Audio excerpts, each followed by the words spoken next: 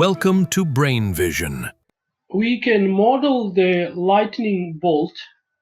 The lightning bolt is the household wire with the long current carrying wires. Then the magnetic field produced by this long wire will be B is equal to mu I divided by 2 pi r. Substituting the numerical values for part A, B will be equal to 4 pi times 10 to the power minus 7 times 20 times 20,000 amperes divided by 2 pi at a distance of 5 meter.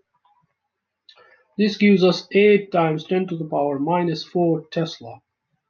For part B, the magnetic field will be 4 pi times 10 to the power minus 7 times 10 ampere divided by 2 pi at a distance of 0.050 meter.